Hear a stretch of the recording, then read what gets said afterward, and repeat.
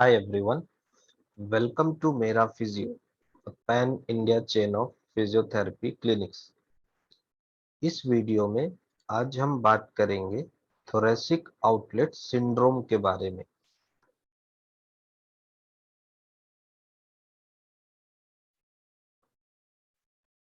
सबसे पहले बात करते हैं थोरेसिक आउटलेट रीजन के बारे में। थोरेसिक आउटलेट रीजन हमारे नेक के लोअर पार्ट में होता है, जिसकी जो शुरुआत होती है वो हमारे क्लेविकल बोन यानी कॉलर बोन के ऊपर से और पीछे से, जो कि हमारे आर्म्स के अपर पार्ट तक एक्सटेंड करती है। यानी हमारे गर्दन के निचले हिस्से से शुरू होके हमारे जो कॉलर बोन क्लेविकल है उसके ऊपर और पिछले हिस्से से एक्सटेंड होती है हमारे upper part of the arm तक। इस पिक्चर में हम देख पा रहे हैं सरफेस लैंडमार्क्स, जिसमें एक साइड में हमारी ट्रेपेजियस है, क्लेविकल है, शोल्डर के डेल्टॉइड्स है, पेक्टोरलिस मेजर और स्टर्नोक्लेडोमास्टॉइड।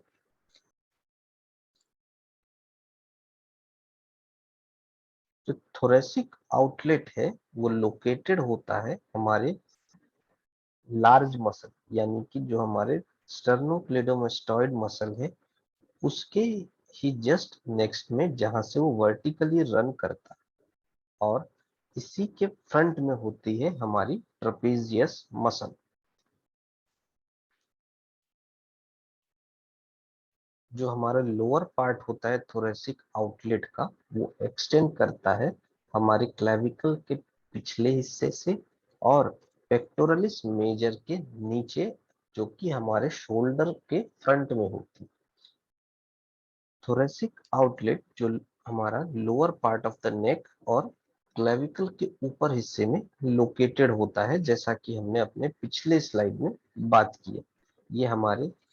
क्लेविकल के नीचे से एक्सटेंड होते हुए हमारे फ्रंट शोल्डर्स तक एक्सटेंड होकर के हमारे अपर आर्म्स तक जाता है।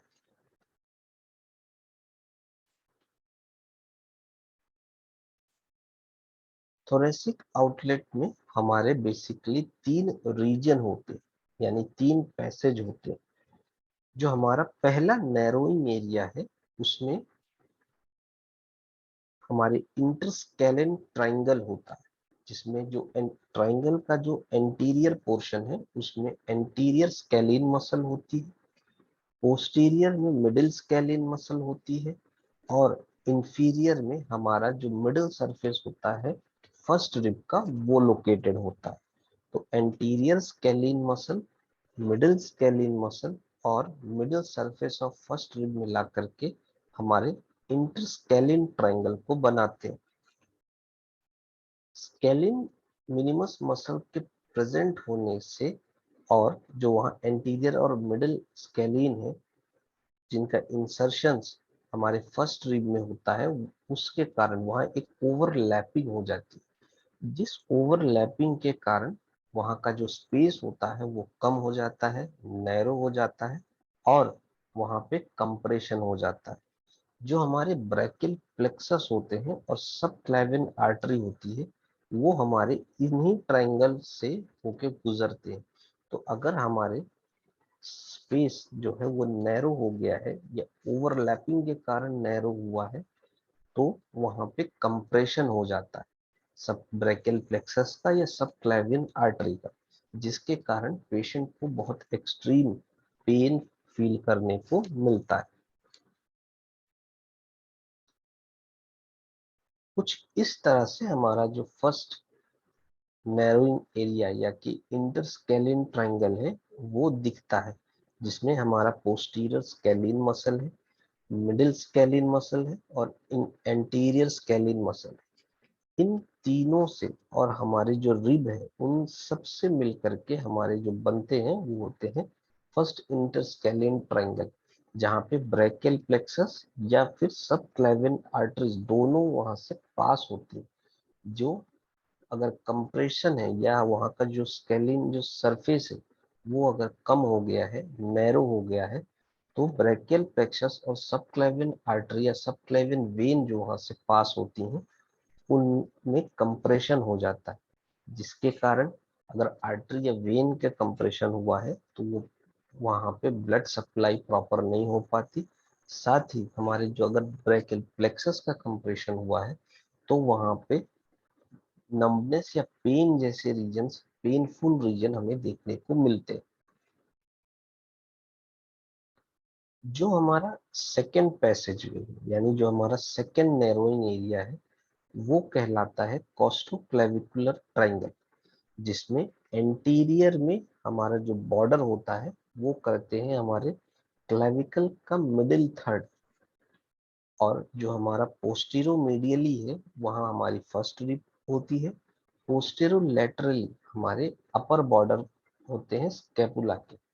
इन तीनों स्ट्रक्चर से मिलके बनता है हमारा कोस्टोक्लेविकुलर ट्रायंगल, जिसमें हमारा जो एक बॉर्डर होता है वो मिडिल थर्ड होता है क्लेविकल का, दूसरा बॉर्डर हमारा फर्स्ट रिब का, और तीसरा बॉर्डर होता है हमारा स्कैपुला का। सब क्लेवियन वेन, आर्टरी और जो ब्रैकियलिस प्लेक्सस है वो इस सरफेस से होकर के गुजरते हैं, जहां से वो एंटर होते हैं सब कोराकोइड प्रोसेस में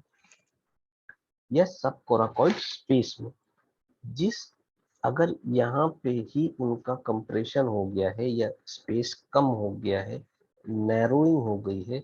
तो इस कंप्रेशन के कारण पेशेंट को बहुत एक्सट्रीम पेन फील होता है। ये कंप्रेशन तब हो सकते हैं अगर कोई कंजेनाइटल एबनॉर्मेलिटी है, कोई ट्रॉमा हुआ है फर्स्ट रिब या क्लेविकल का, या फिर सब क्लेवियन मसल या कोस्टोकोराकोइड लिगामेंट के स्ट्रक्चर में कोई भी चेंजेस आए। ये चेंजेस कोई डिजेनरेटिव चेंजेस हो सकते हैं, कोई भी एट्रोफी हो सकती है, या फिर कोई भी ट्रॉमा के कारण ये चेंज स्ट्रक्चरल चेंज हो सकते हैं। जैसे जैसे ये चेंजेस प्रोग्रेस करते हैं तो हमारा जो स्पेस होता है वो कम होता है और वहां पे नैरोइंग होना स्टार्ट हो जाती है। नैरोइंग के कारण हमारी जो सब क्लेवियन वेन, आर्टरी और ब्रैकियलिस प्लेक्सस है वो जो वह उस सरफेस से होकर गुजरती हैं उनमें कंप्रेशन हो जाता है। जो हमारा लास्ट पैसेज वे होता है वो होता है सब कोराकॉइड या सब पेक्टोरलिस माइनर स्पेस। ये स्पेस हमारे कोराकॉइड प्रोसेस के नीचे होता है, जो कि पेक्टोरलिस माइनर टेंडन के पास में होता है। इसमें जो बॉर्डर होते हैं वो थोरैको, कोरैको एंड पेक्टोरल स्पेस, इनसे मिलकर के हमारा जो है ये इनके बॉर्डर से मिलकर के हमारा ये पैसेज वे बनता है, जिसमें हमारे जो कोराकॉइड प्रोसेस सुपीरियरली रहते हैं यानी ऊपर, पेक्टोरलिस माइनर हमारे जो एंटीरियरली, और जो रिब्स 2 to 4 है वो हमारी पोस्टीरियरली। यानी इस पैसेज वे में हमारी सेकेंड रिब, थर्ड रिब और फोर्थ रिब का इन्वॉल्वमेंट रहता है। अगर किसी भी कारण से हमारे पेक्टोरलिस मेजर की शॉर्टनिंग हो जाए, या जिस शॉर्टनिंग के कारण वहां के जो स्पेस है या जो लास्ट स्पेस है जो कि सब कोराकॉइड स्पेस है उसमें नैरोइंग हो जाए, तो वहां से जो भी न्यूरोवास्कुलर स्ट्रक्चर्स होकर के गुजरते हैं वो कंप्रेस्ड हो जाते हैं। स्पेशली अगर हाइपर एब्डक्शन है पेशेंट का शोल्डर्स का, तो वहां पे जो कंप्रेशन होता है उसमें चांसेस बढ़ जाते हैं। कंप्रेशन होने के बाद पेशेंट को बहुत ही एक्सेसिव पेन फील करने को मिलता है, जो कि पेन कई बार अनबियरेबल भी हो सकता है। कुछ ये 3 स्पेस होते हैं, जिसमें सबसे पहला होता है हमारा स्केलियन ट्रायंगल, दूसरा होता है हमारा कोस्टोक्लेविकुलर स्पेस, और तीसरा होता है हमारा पेक्टोरलिस माइनर स्पेस। इन तीनों स्पेस की अगर नैरोइंग हो जाती है तो हमारे जो न्यूरोवेस्कुलर स्ट्रक्चर्स यहाँ से होकर के गुजरते हैं, वो कि brachial plexus, subclavian artery, subclavian vein, तो इन स्ट्रक्चर्स में अगर नैरोइंग के कारण कंप्रेशन होता है तो पेशेंट को पेन भी फील हो सकता है, और कुछ न्यूरोलॉजिकल सिम्टम्स भी पेशेंट को फील हो सकते हैं। बेसिकली इन स्ट्रक्चर्स या इन स्पेसेस का नैरोइंग होने के रीजंस कोई कंजेनिटल एबनॉर्मेलिटी हो सकती है, कोई भी स्ट्रक्चरल चेंजेस देखने को मिल सकते हैं। हमने समझ लिया थोरेसिक आउटलेट के बारे में, वहाँ तीन प्रेजेंट वहाँ स्पेसेस के बारे में। अब समझते हैं कि थोरेसिक आउटलेट सिंड्रोम होता क्या है। जो थोरेसिक आउटलेट सिंड्रोम होता है वो डिस्क्राइब करता है हमारे कंप्रेशन को, न्यूरोवेस्कुलर स्ट्रक्चर्स के कंप्रेशन को, जो कि हमारे थोरेसिक आउटलेट से होकर के गुजरते या एग्जिट होते हैं। कौन से region? Cervico thoraco brachial region से। इस रीजन से अगर जो स्ट्रक्चर्स, जो न्यूरोवेस्कुलर स्ट्रक्चर वो एग्जिट होते हैं या वहां से होकर के गुजरते हैं, उनमें अगर कोई कंप्रेशन होता है तो इसे हम कहते हैं thoracic outlet syndrome. Thoracic outlet जो मार्क होता है, जैसा हमने पहले स्लाइड में बात किया, वो ये एंटीरियर स्केलिन मसल से, मिडिल स्केलिन मसल और फर्स्ट रिब इंफीरियर। जो टर्म हम थोरेसिक आउटलेट सिंड्रोम यूज करते हैं वो सिर्फ किसी स्ट्रक्चर के कंप्रेशन को ही स्पेसिफाई नहीं करता। मेनली हमारे जो एग्जामिनर्स होते हैं, जो फिजिशियन एग्जामिन करते हैं, तो इसको वो दो तरह से क्लासिफाई करते हैं या दो कैटेगरीज में डिवाइड करते हैं। एक होता है वेस्कुलर फॉर्म, जो कि आर्टेरियल या वेनस हो सकता है, जिसमें कुछ डायग्नोस्टिक प्रॉब्लम्स या न्यूरोलॉजिकल प्रॉब्लम्स फेस करने को मिलते हैं। लेकिन एक जो न्यूरोलॉजिकली जो हमारा फॉर्म होता है, जो न्यूरोलॉजिकल सिम्टम जो रहता है, वो मेजरली देखने को मिलता है 95 to 99% केसेस में थोरेसिक आउटलेट सिंड्रोम। सो इससे हम कह सकते हैं कि बेसिकली जो थोरेसिक आउटलेट सिंड्रोम है उसे तीन टर्म्स में क्लासिफाई किया जा सकता है: arterial thoracic outlet syndrome, venous thoracic outlet syndrome और न्यूरोजेनिक थोरेसिक आउटलेट सिंड्रोम, जिसे हम एटीओएस, वीटीओएस एंड एनटीओएस से एब्रिवेट या क्लासिफाई कर सकते हैं। अब देखते हैं इन types of thoracic outlet syndrome के बारे में, जिससे हमने बात किया neurogenic thoracic outlet, vascular thoracic outlet syndrome के बारे में। न्यूरोजेनिक यानी न्यूरोलॉजिकल थोरेसिक आउटलेट सिंड्रोम बहुत ही कॉमन थोरेसिक आउटलेट सिंड्रोम होता है, जो कि कैरेक्टराइज्ड होता है तब अगर हमारे ब्रैकियल प्लेक्सस का कंप्रेशन हो गया, यानी हमारी जो फर्स्ट पैसेज वे है या सेकेंड पैसेज वे है, जिसमें हमारे ब्रैकियल प्लेक्सस होकर के गुजरते हैं, जो हमारे इंटरस्केलिन ट्राइंगल है वहां के सरफेसेस में अगर नैरोइंग हो गई है, हमारे अगर कोराकोइड सरफेस या हमारे कोस्टोकॉन्ड्रियल जो स्पेस होता है उसमें अगर नैरोइंग हो गई है, तो अगर वहाँ ब्रैकियल प्लेक्सस कंप्रेस हो रहे हैं, तब हमें न्यूरोलॉजिकल थोरेसिक आउटलेट सिंड्रोम होता है। जो ब्रैकियल प्लेक्सस होता है ये एक नेटवर्क होता है कई नर्व्स का, जो कि हमारे स्पाइनल कॉर्ड से होकर के आती है और हमारे मूवमेंट, बॉडी के मूवमेंट सेंसेशन, जो हमारे शोल्डर्स है, हमारे आर्म्स है, हमारे हैंड्स है, इनके मसल मूवमेंट, इनके सेंसेशंस के लिए बेसिकली हमारे ब्रैकियल प्लेक्सस रिस्पॉन्सिबल होते हैं, क्योंकि वो एक नेटवर्क होते हैं नर्व्स के। अगर ब्रैकियल प्लेक्सस का ही कंप्रेशन हो जाए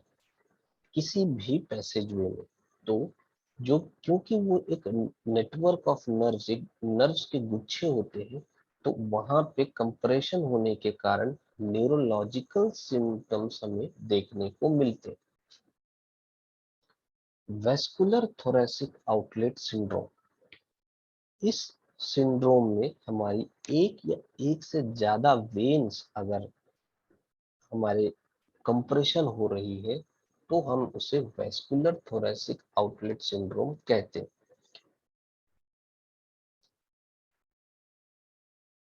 मेनली अगर वेन से हो रहे हैं तो हम उसे वेनस थोरेसिक आउटलेट सिंड्रोम, या आर्टरीज हमारी कंप्रेस हो रही हैं तो हम उसे आर्टेरियल थोरेसिक आउटलेट सिंड्रोम कहते हैं। इनका कंप्रेशन बेसिकली और मेजरली हमारे जो कॉलर बोन दैट क्लेविकल के कारण होता है। अगर वो क्लेविकल सरफेस से नीचे से जब होके गुजरती है, वहां कोई एबनॉर्मेलिटी है, कोई एनोमली कंजेनिटल या बाद में जो हुई है, उनसे अगर उनमें अगर कंप्रेशन हुआ है तो उनमें अगर कोई भी स्ट्रक्चरल एबनॉर्मेलिटी हुई है तो उसके कारण हमारी जो आर्टेरियल सप्लाई है और जो वेनस सप्लाई है उनका कंप्रेशन हो जाता है।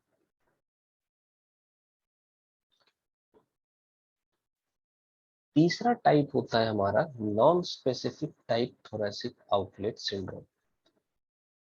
इस टाइप के जो थोरेसिक आउटलेट सिंड्रोम होते हैं वो बेसिकली डिस्प्यूटेड होते हैं, यानी डॉक्टर्स मानते हैं कि ये एग्जिस्ट नहीं करते, लेकिन कुछ लोगों का मानना है कि ये एक कॉमन डिसऑर्डर होता है। जो लोग non specific type thoracic outlet syndrome से सफर करते हैं उन्हें क्रोनिक पेन होता है थोरेसिक आउटलेट रीजन में। अगर वो कोई किसी एक्टिविटी में इन्वॉल्व करते हैं जिसमें उनके शोल्डर्स का मूवमेंट होता है, डेल्टॉइड का मूवमेंट होता है, तो ऐसे में उनके जो पेन हो जाता है वो एग्रीवेट हो जाता है। पेन एग्रीवेशन के कारण वहां पेशेंट को डिस्कम्फर्ट होना स्टार्ट हो जाता है, लेकिन क्योंकि डॉक्टर से बिलीव नहीं करते कि ये थोरेसिक आउटलेट सिंड्रोम का ये टाइप एग्जिस्ट करता है, इसलिए वहां पे जो ट्रीटमेंट मेथडोलॉजी जो यूज की जाती है वो भी बहुत ही लिमिटेड होती है। हमने समझ लिया कि थोरेसिक आउटलेट सिंड्रोम क्या होता है, थोरेसिक आउटलेट रीजन क्या क्या होते हैं,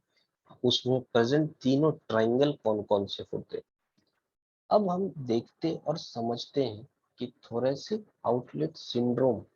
होने का मेन कारण क्या होता है, या उसके कौन कौन से कॉजेस हो सकते हैं।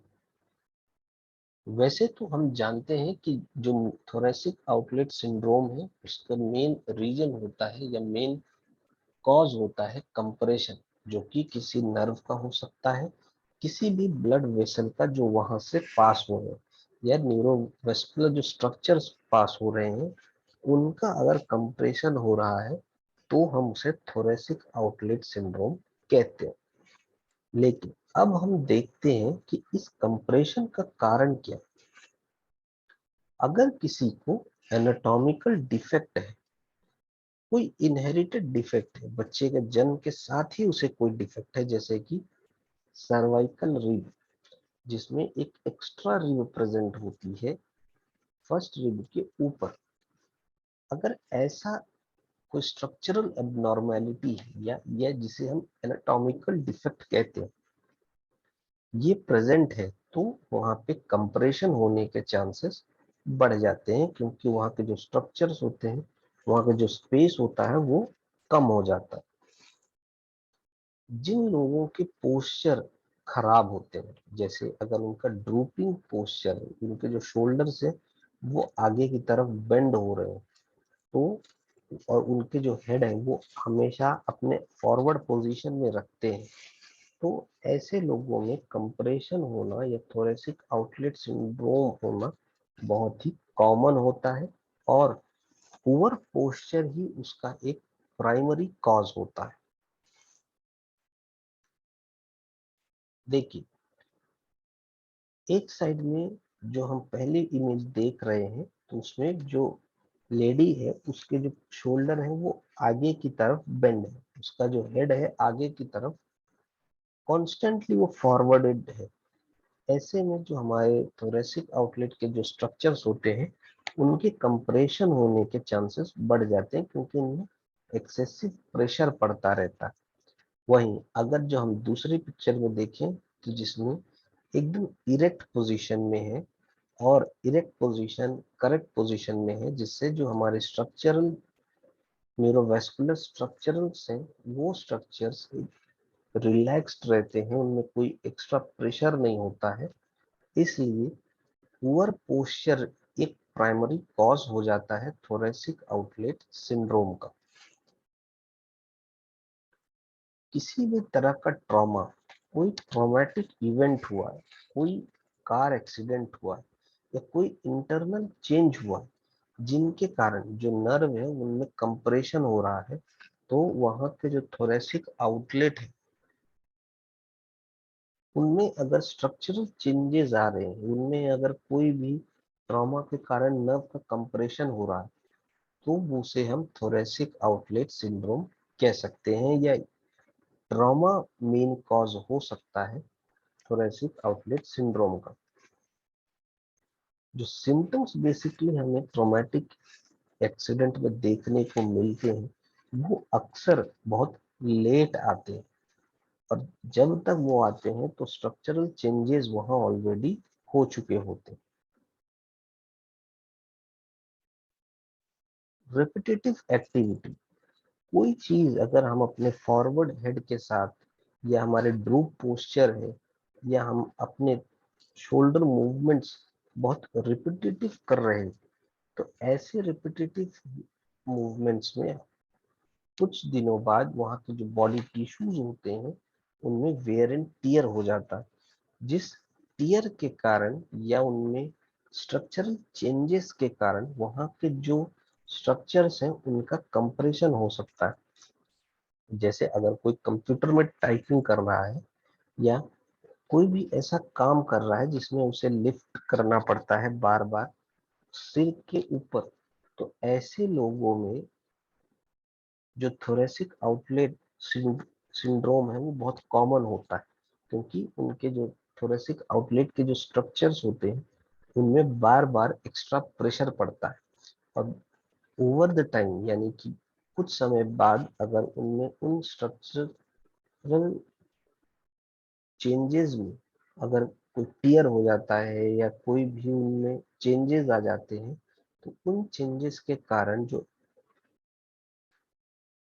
स्ट्रक्चर्स होते हैं वो कंप्रेस हो जाते हैं थोरेसिक आउटलेट में, जिसे हम थोरेसिक आउटलेट सिंड्रोम कहते हैं।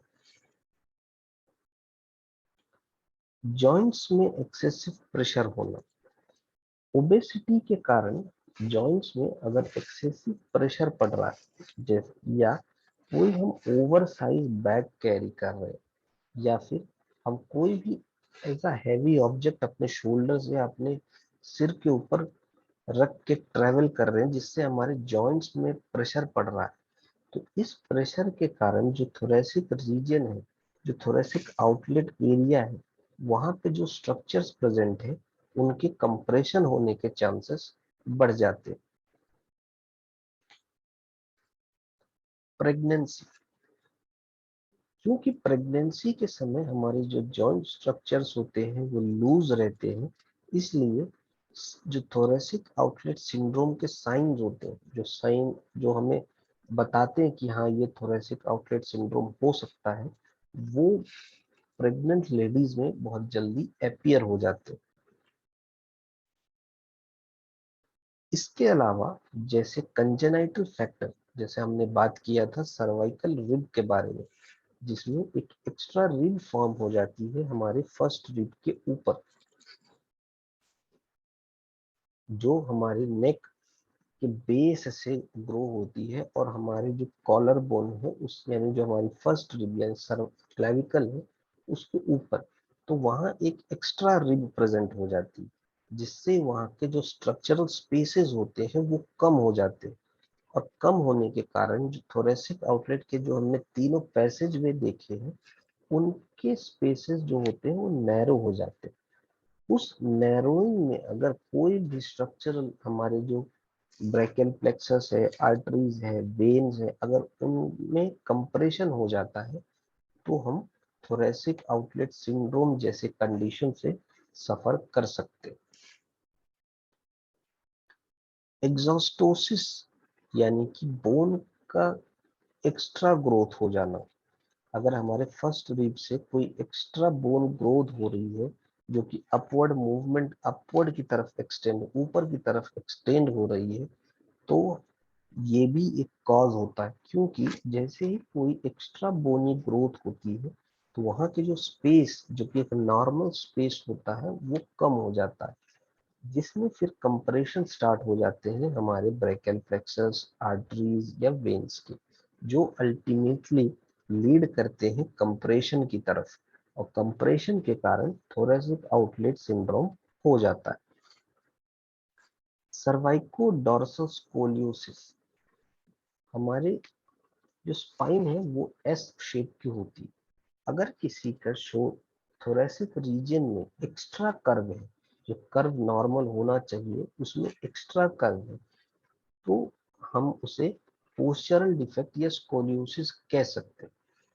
अगर कोई भी सर्वाइकल की तरफ जो कर्व होता है वो ज्यादा है, तो हमारे जो स्ट्रक्चर्स प्रेजेंट होते हैं, हमारे जो स्केपुला, क्लेविकल और हमारे जो थोरेसिक आउटलेट के तीनों पैसेज में होते हैं, उनमें जो स्पेस होता है उनमें कम हो जाता है। बाइलेटरल एलिवेटेड स्केपुला, अगर किसी का स्केपुला बहुत ज्यादा एलिवेटेड रहता है, बहुत ज्यादा प्रोट्रैक्शन में है और एलिवेटेड में है, तो हम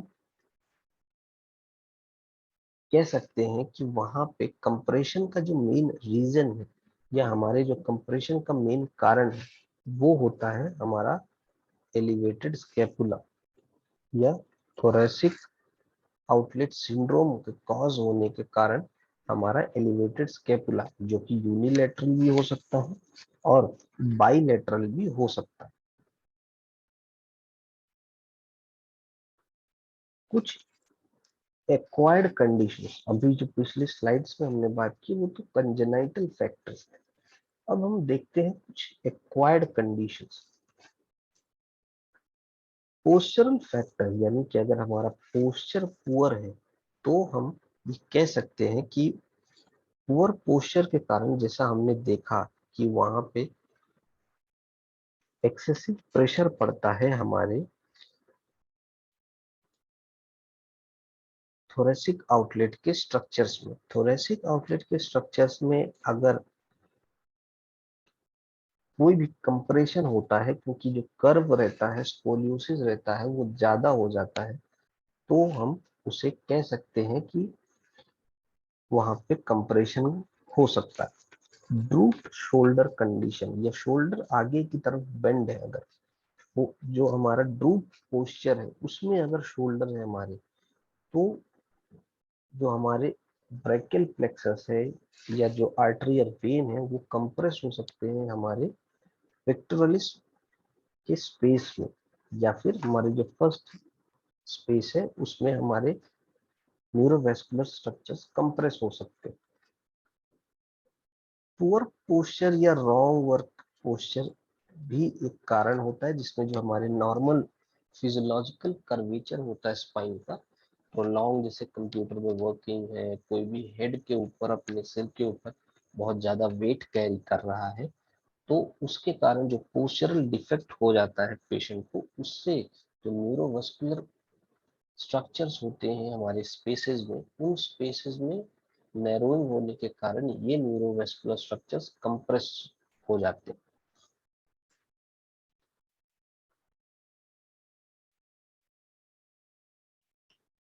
हैवी मेमोरीज, यानी कि हैवी मेमोरीज में अगर कोई भी हार्मोनल चेंज के कारण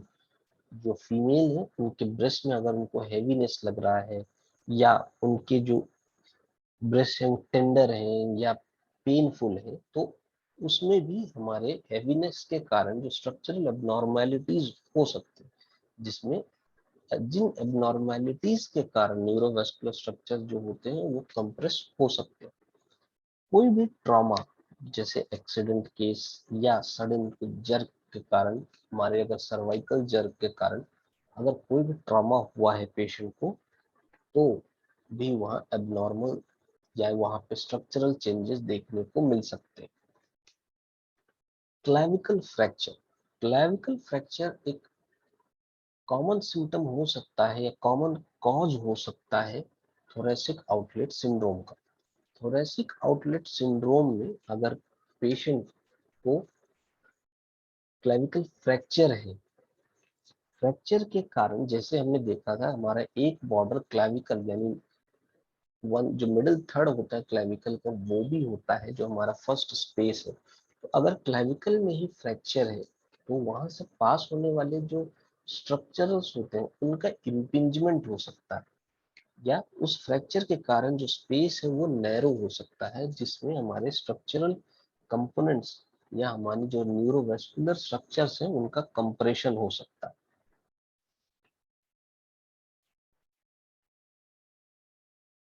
इस इमेज में या इस स्लाइड में हम देख सकते हैं कि हमारे पुअर पोस्चर कैसा होता है और सही पोस्चर, हमारा जो सही पोस्चर होना चाहिए, हमारे स्पाइन स्ट्रेट होनी चाहिए, हमारे शोल्डर्स आगे की तरफ ड्रूप नहीं होने चाहिए, हमारे जो नेक है वो भी एक सही एंगल में होने चाहिए। बहुत ज्यादा फॉरवर्ड नेक के साथ भी अगर हम कोई काम कर रहे हैं तो भी वो हमें स्ट्रक्चरल एबनॉर्मेलिटी दे सकते हैं। रिब फ्रैक्चर, अगर जैसा हमने स्पेसेस में देखा था कि उसमें फर्स्ट रिब इन्वॉल्व रहती, अगर first rib, second rib, third rib, fourth rib involvement है, अगर उनमें कोई फ्रैक्चर है तो भी हमारे जो स्ट्रक्चरल एबनॉर्मेलिटीज है वो देखने को मिल सकती है, और उस स्ट्रक्चरल एबनॉर्मेलिटी के कारण जो कंप्रेशन होता है न्यूरोवेस्कुलर स्ट्रक्चर्स का, उसे हम थोरेसिक आउटलेट सिंड्रोम से क्लासिफाई कर सकते हैं या डायग्नोस कर सकते हैं। हाइपर एक्सटेंशन नेक इंजरी, यानी नेक अगर हमारा हाइपर एक्सटेंडेड हो गया है किसी भी इंजरी के कारण, किसी भी ट्रॉमा के कारण, जिसे विप्लैश इंजरी कहते हैं, तो विप्लैश इंजरी में अगर हाइपर एक्सटेंशन हो गया है या बहुत ज्यादा बेंडिंग हो गई है तो भी हमारे जो न्यूरोवेस्कुलर स्ट्रक्चर्स हैं वो कंप्रेस हो सकते हैं। कोई भी रेपिटेटिव स्ट्रेस इंजरी हुई है, जैसे अगर हम कीबोर्ड में बहुत लंबे समय तक काम कर रहे हैं, सिटिंग पोजीशन में बहुत लंबे समय तक काम कर रहे हैं, तो रेपिटेटिव इंजरी के कारण हाइपर एक्स वहां पे जो स्ट्रक्चरल एबनॉर्मेलिटी होती है उन स्ट्रक्चरल एबनॉर्मेलिटी से भी कंप्रेशन हो सकता है। मस्कुलर कॉजेस, अगर हमारी जो स्केलियन मसल्स है, जो कि हमने फर्स्ट स्पेस में देखा था कि जो इंटरस्केलियन ट्राइंगल, अगर उन मसल्स में हाइपरट्रॉफी हो जाए, हाइपरट्रॉफी मतलब साइज में इंक्रीज हो जाना, अगर स्केलियन मसल साइज में इंक्रीज हो जाए तो ऑब्वियसली वहां का जो स्पेस है वो कम हो जाएगा, और स्पेस कम होगा या नैरो होगा तो जो न्यूरोवेस्कुलर स्ट्रक्चर्स वहां से पास होते हैं वो कंप्रेस होना स्टार्ट हो जाएंगे। अगर हमारी ट्रेपेजियस मसल, लीविएटर स्कैपुली या हमारे रोम्बोइडस मसल की जो टोन है वो कम हो जाए, यानी उनमें हाइपोटोनिसिटी हो जाए, तो भी हमारी जो स्ट्रक्चरल चेंजेस है या हमारे जो न्यूरोवेस्कुलर स्ट्रक्चर्स है वो कंप्रेस हो सकते हैं। स्केलिन मसल्स की अगर शॉर्टनिंग हो जाए, ट्रेपेजियस मसल, लेविएटर स्कैपुली या पेक्टोरल मसल्स, इन मसल्स की अगर हमारी शॉर्टनिंग हो जाए तो भी हमारे जो स्ट्रक्चर्स होते हैं वो एबनॉर्मल हो जाते हैं, क्योंकि जो मसल्स को जिस पर्टिकुलर साइज में रहना चाहिए था उससे कम हो गया साइज, तो हमारे कंप्रेशन के चांसेस बढ़ जाते हैं। अभी तक हमने बात किया कि न्यूरोवेस्कुलर स्ट्रक्चर्स के कंप्रेशन होने का कारण क्या है। अब हम बात करते हैं कि न्यूरोवेस्कुलर स्ट्रक्चर्स के कंप्रेशन होने के कारण क्या साइन एंड सिम्टम्स हमें देखने को मिल सकते हैं थोरेसिक आउटलेट सिंड्रोम में। थोरेसिक आउटलेट सिंड्रोम में मेजरली जो सिम्टम हमें देखने को मिलता है वो होता है पेन और कुछ सेंसरी चेंजेस, क्योंकि अगर न्यूरोवेस्कुलर स्ट्रक्चर्स का कंप्रेशन हुआ है तो ऑब्वियसली वहां पे सेंसरी चेंजेस देखने को मिलेंगे, जिसमें हमारे जो लिम्ब है वो कई बार उन्हें एम्पुटेट करने की भी जरूरत पड़ सकती है अगर केस बहुत ज्यादा सीवियर है तो। थोरेसिक आउटलेट सिंड्रोम कि जो पेशेंट होते हैं उनका जो पेन होता है वो बेसिकली उनके neck region, face, occipital region, chest, upper chest, हमारा जो शोल्डर है या अपर एक्सट्रीमिटीज हम कह सकते हैं, उनमें पेन फील होता है। पैरास्थीसिया उसे सेंसरी चेंजेस कहते हैं। पैरास्थीसिया जैसे चेंजेस देखने को मिल सकते हैं हमारी अपर एक्सट्रीमिटीज में। जो पेशेंट होता है वो कई बार सेंसरी चेंजेस या सेंसेशंस का एब्सेंस बताता है, या कि पेशेंट को सेंसेशन है ही नहीं, वीकनेस हो जाती है, फटीगनेस हो जाती है या हैवीनेस होने लगती है उसे आर्म्स और हैंड में, जिसके कारण जो स्किन होते हैं वो डिसकलरेशन हो जाते हैं, क्योंकि जो ब्लड सप्लाई हो जाती है वो कम हो जाती है। जो दूसरे चेंजेस हमें देखने को मिल सकते हैं वो है कि हमारे आर्म जब एबडक्ट हो रहे हैं तो हमारा जो भी सिम्टम्स पेन है वो वर्स्ट हो जाता है। यानी अगर आर्म एबडक्ट हो रहे हैं, ओवरहेड एक्टिविटी कोई हम कर रहे हैं, किसी एक्टिविटी में हमें एक्सटर्नली रोटेट करना पड़ता है, तो हमारे जो हेड, अगर रोटेट करते समय हम एक्सटर्नली रोटेट करते हैं अपने आर्म्स को, तो हमारे जो पेन होता है वो बढ़ जाता है, हमारे जो साइन और सिम्टम्स होते हैं वो एग्जैजरेट हो जाते हैं। अगर हमारे जो अपर प्लेक्सस है C5 C6, उनका C5 C6 और C7 अगर उनका इन्वॉल्वमेंट है तो जो पेन होता है वो हमारे नेक से शुरू होकर हमारे ईयर और हमारे फेस तक रेडिएट होता है, जो कि हमारे ईयर से रेडिएट होते हुए रोम्बॉइड्स या क्लैविकल या पेक्टोरल रीजन तक जाता है। जिन पेशेंट्स में लोअर प्लेक्सस इन्वॉल्व होते हैं जैसे C8 और T1, तो इनमें जो पेन होता है वो रेडिएट होने लगता है ulnar side of the four arm, जो कि हमारे रिंग और स्मॉल फिंगर्स तक रेडिएट होता है। कई बार पेशेंट्स अगर रेडिएटिंग पेन है तो हमको ये लगता है कि वो थोरेसिक शोल्डर इम्पिंजमेंट के कारण या टेनिस एल्बो के कारण पेन है, बट एक्चुअल में वो पेन जो होता है वो थोरेसिक आउटलेट सिंड्रोम के कारण होता है।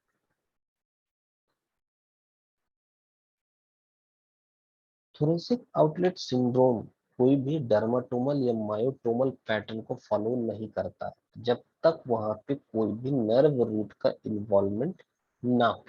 नर्व रूट के इन्वॉल्वमेंट होते ही हमें डर्माटोमल या मायोटोमल चेंजेस देखने को मिल सकते हैं।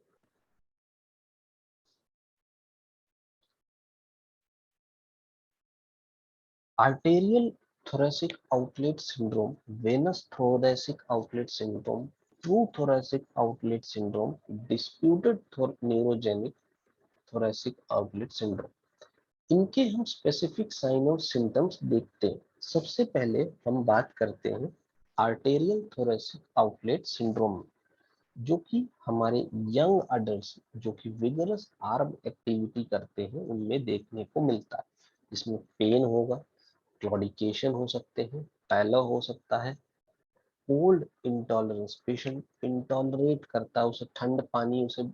बिल्कुल बर्दाश्त नहीं होता, पैरास्थीसिया, सेंसरी चेंजेस हो सकते हैं, और वहां पे कई बार सेंसरी लॉस भी अपीयर हो सकता है। Venous thoracic outlet syndrome, venous thoracic outlet syndrome में जो भी हमारे अपर आर्म की विगरस एक्टिविटी होती है उसके कारण साइनोसिस यानी skin discolouration, feeling of heaviness, arms में भारीपन, पैरास्थीसिया इन फिंगर्स और हैंड, और इडिमा हमें देखने को मिल सकता है हमारे आर्म्स में।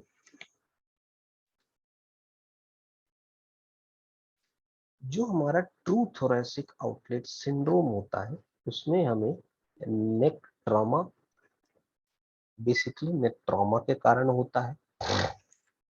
पेन, पैरेस्थेसिया, नमनेस, वीकनेस बहुत ही कॉमनली देखने को मिलते हैं। ऑक्सीपिटल हेडेक यानी हमारे पिछले सिर के हिस्से में हेडेक देखने को मिलेगा। जो फाइन मोटर स्किल्स हैं, ग्रिपिंग है, इन सब का हमें चेंजेस देखने को मिलेगा। पेशेंट ग्रिपिंग करने जैसी एक्टिविटीज में इन्वॉल्व नहीं रह पाएगा। कोल्ड इंटॉलरेंस, कोई भी वीकनेस हो सकता है। Disputed neurogenic thoracic outlet syndrome. Disputed neurogenic thoracic outlet syndrome में बेसिकली ये नेक ट्रॉमा के कारण होता है। पेन, पैरेस्थीसिया, वीकनेस तो हमें देखने को मिलती ही है। उसके साथ ही हमें नॉक्टर्नल पैरेस्थीसिया देखने को मिलेगी। नॉक्टर्नल मतलब नाइट में पैरेस्थीसिया ज्यादा होगा। पेशेंट को इतना होगा कि पेशेंट नींद खुल जाएगी, उसकी जो फाइन मोटर स्किल्स है वो चली जाती है, कोल्ड इंटॉलरेंस हो जाता है, और जो ऑक्सीपिटल यानी हमारे सिर का पिछले हिस्सा है उसमें हेडेक होना स्टार्ट हो जाता है।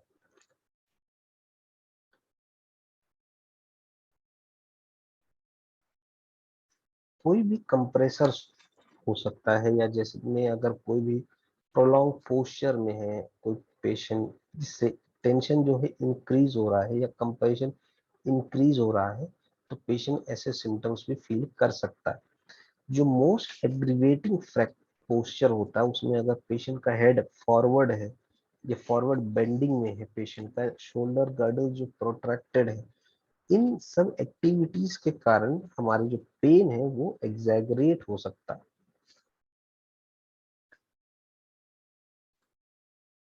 कोई भी पुअर पोस्चर या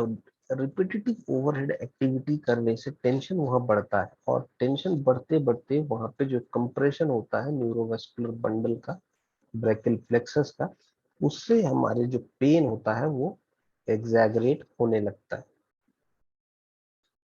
जैसे पेंटर्स हैं जिनमें ओवरहेड एक्टिविटीज करने की जरूरत पड़ती है, कई बार जो कारपेंटर होते हैं उनमें ओवरहेड एक्टिविटीज करने की जरूरत पड़ती है। कोई भी ऑब्जेक्ट को सिर में उठाना या फॉरवर्ड बेंडिंग करते समय अपने सिर में उठाना या हैवी ऑब्जेक्ट लिफ्ट करना,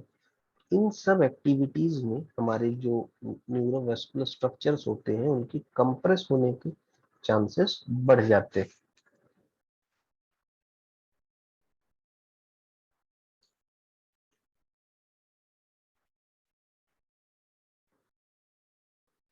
रिस्क फैक्टर्स, मेजरली जो रिस्क फैक्टर्स है उसमें हमारे सेक्स, एज, यानी कि जो फीमेल है उनमें ये ज्यादा डायग्नोज होता है, थोरेसिक आउटलेट सिंड्रोम ज्यादा देखने को मिलता है एज कंपेयर टू मेल। जो एज ग्रुप 20 से 40 के बीच में होते हैं उनमें थोरेसिक आउटलेट सिंड्रोम ज्यादा देखने को मिलता है, क्योंकि ऐसे इस एज ग्रुप के लोग बहुत ज्यादा एक्टिव होते हैं और उनमें कई बार ओवरहेड एक्टिविटीज इन्वॉल्वमेंट होता है। प्रोलॉन्ग सिटिंग के कारण उनमें पोस्चरल डिफेक्ट्स आते हैं। कॉम्प्लिकेशंस, अगर थोरेसिक आउटलेट सिंड्रोम के सिम्टम्स को इग्नोर किया गया तो वहां पे नर्व डैमेज हो सकता है, जिसके अल्टीमेट ट्रीटमेंट सिर्फ और सिर्फ सर्जरी होता है। डॉक्टर्स जनरली सर्जरी रिकमेंड करते हैं तब अगर कोई बाकी जो ट्रीटमेंट्स हैं, हमारे जो कंजर्वेटिव ट्रीटमेंट्स है, फिजियोथेरेपी है, हमारे मेडिसिन ट्रीटमेंट्स है, इनसे अगर रिलीफ ना मिले तभी डॉक्टर सर्जरी रिकमेंड करते हैं, क्योंकि सर्जरी में रिस्क हाइयर होता है और कई बार जो सिम्टम्स होते हैं वो पेशेंट के ट्रीट नहीं हो पाते। इसलिए पेश कभी भी थोरेसिक आउटलेट सिंड्रोम जैसे कोई भी सिम्टम्स अगर देखने को मिले तो उन्हें इग्नोर नहीं करना चाहिए।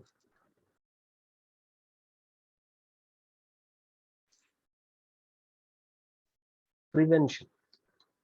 थोरेसिक आउटलेट सिंड्रोम अगर अनट्रीटेड रह गया या न्यूरोलॉजिकल डैमेज हो गया तो इससे हमारे जो सिम्टम्स हैं वो एग्जैगरेट हो जाते हैं। लेकिन इनको प्रिवेंट करने के लिए हमें कोशिश करना चाहिए कि अगर हम ओवरहेड एक्टिविटीज कर रहे हैं तो वे प्रॉपर इंटरवल में करें, प्रॉपर रेस्ट और प्रॉपर टेक्निक में करें। कोई भी हैवी ऑब्जेक्ट्स को लिफ्ट करने से पहले हमें प्रॉपर पोजीशन और प्रॉपर टेक्निक का ध्यान रखना चाहिए। अगर हम कोई अगर हम ओवरवेट हैं या ओबीज हैं तो हमें अपने वेट लॉस पे, अपने एक एक्टिव लाइफस्टाइल पे ध्यान देना चाहिए जिसके कारण हमारा वेट लॉस हो और हमारे स्ट्रक्चर्स पे एक्सेसिव प्रेशर पड़ने से बच जाए। कोई भी ऐसे हैवी के बैग्स अपने शोल्डर के सहारे कैरी नहीं करना चाहिए, क्योंकि ऐसा करने से वहां पे प्रेशर इंक्रीज हो जाता है। हमें डेली एक्सरसाइजेस और स्ट्रेचिंग एक्टिविटीज में इन्वॉल्व रहना चाहिए। हमें अपने चेस्ट, नेक, शोल्डर इनकी स्ट्रेचिंग करनी चाहिए, जिससे हम उनके जो मसल स्ट्रेंथ है, शोल्डर मसल स्ट्रेंथ है, पेक्टोरल मसल स्ट्रेंथ है, नेक मसल्स है, इनकी स्ट्रेंथनिंग रहे और थोरेसिक आउटलेट जैसे सिंड्रोम से हम बच सकें। मैं उम्मीद करता हूं कि मेरा फिजियो द्वारा दिया गया थोरेसिक आउटलेट सिंड्रोम पर ये सेशन आपको पसंद आया होगा और आपको हेल्दी रहने में मदद करेगा। इसी के साथ ये वीडियो यहीं पर समाप्त करते हैं। धन्यवाद।